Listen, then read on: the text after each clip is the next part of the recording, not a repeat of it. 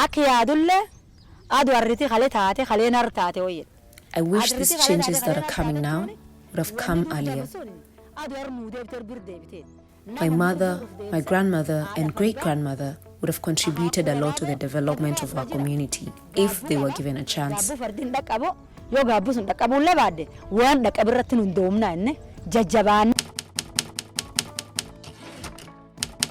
Re-Imagining Humanitarian Action.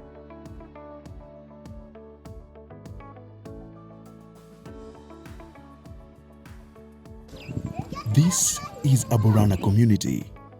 They are both pastoralists and small-scale farmers living in Ethiopia, Oromo region, bordering Kenya. For decades, they have lived in a cross-border ethnic conflict against the Gabra and other ethnic groups from the Kenyan side. Another thing that affects our community a lot is conflict. We are found in the border of Kenya and Ethiopia. We experience conflict which results to widespread displacement, looting, and death.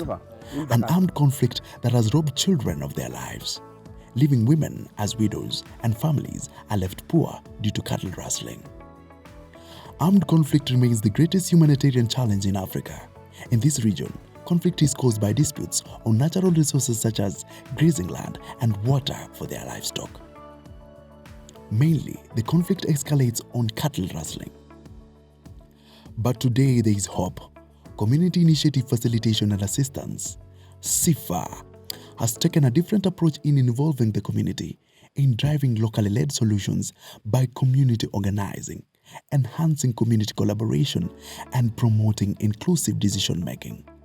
This has been achieved by forming groups such as Peace and Conflict Committees, Manning Conflict, Early Warning Committees, Manning Climate, Rangeland Committees dealing with pasture, and Water Management Committee for water. And for the first time in the history of Borana, women have been involved in peace committees, and their involvement has proven to be transformative.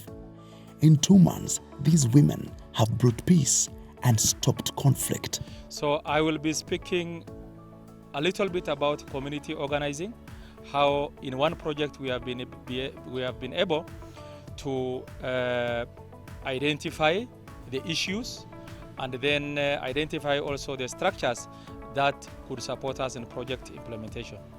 Number one, we have been able to identify the characteristics and the individuals, or rather the people whom we were implementing the project together.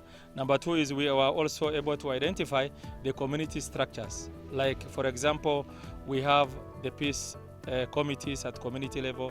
We also have the NRM committees at community level, and also the WASH committees. Then the other thing, also at the district level, we have been able to identify the structures, the government structures that were also relevant for project implementation. So what we have done is that we have been able to engage the communities, be able to sit down to facilitate them sitting down together so that they could be able to identify the issues that they could address across the border.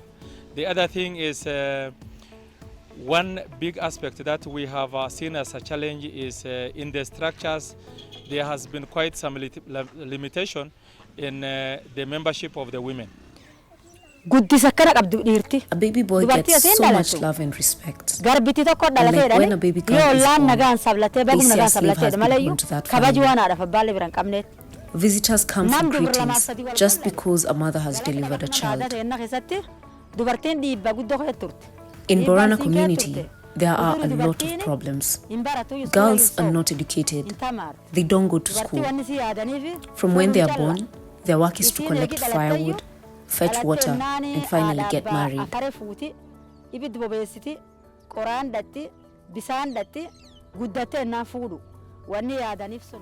Personally, I am not educated.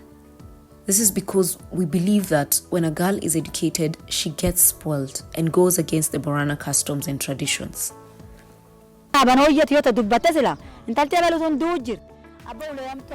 In the past, we were not allowed to bring solutions. Our ideas were not valued. We were forced to shut up and keep our thoughts to ourselves.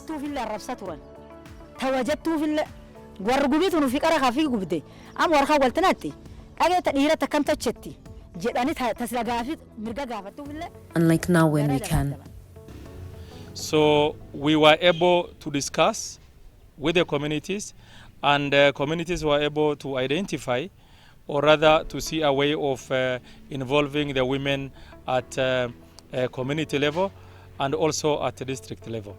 So in one of the activity, like the peace committee structure, now we have 9 members of the committee, and out of these 9 members per community, we have 5 women who are also part of these committees.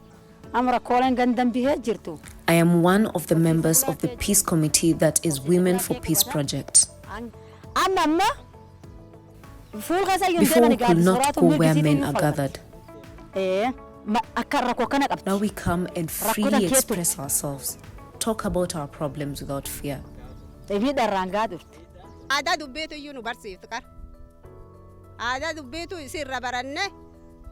Sifa taught us how to voice our concerns, stand for our rights and claim what is ours as women.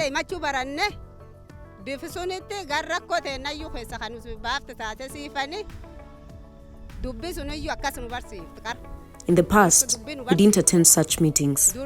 We didn't voice our concerns. Sifa trained us how we will voice our concerns actively and participate on community meetings and generally on women empowerment. We started to voice our concerns after Sifa trained us and encouraged us. The inclusion of women in the committee is beneficial. It has brought a lot of positive developments. Women can champion peace more than anyone.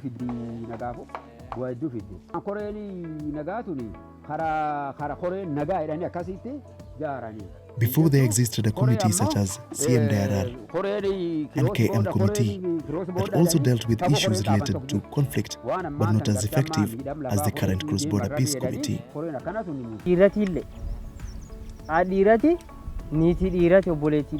Women are our mothers, our wives, and our sisters. Therefore, it is very important that they are involved in daily activities of the community. And women are the key factor on the success of the cross-border peace activity. We had a conflict across the border where about 5 people died, and then a number of livestock were stolen. And through the community forums, through the dialogues that we have established, many of these livestock have been able to be recovered. Recently, one of our men stole 4 donkeys and 4 camels from Kenya. We investigated and followed them. We caught them, took the animals back to their owners. We caught the boys and took them to the police station. Before this committee was formed, people from our area, especially youths, would go to the other side and steal cattle and camels belonging to other ethnic groups. And also on the Ethiopian side, the Gabra. No one cared about it because it belonged to other ethnic groups. It was not our problem. Before the cross-border committee was formed, when an individual stole or committed a crime, we blamed it on the ethnic group they come from. But now, we term it as an individual wrongdoing. These had created ethnic differences in the past, and now we have rectified. The action by the committee is bringing a lasting peace. We are closely working with the committees on the Kenyan side to agree on grazing areas, on water points, unlike the other time when minor disputes on water and rangelands would result to conflict.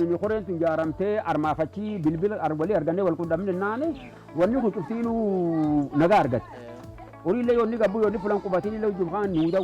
agree on where to take our livestock and how to use the range resources, water and pasture. Thanks to CIFA, Kenya and Ethiopia are now one. As conflict ends in this area, these girls' lives will be better than that of their mothers and ancestors. Women now have voices.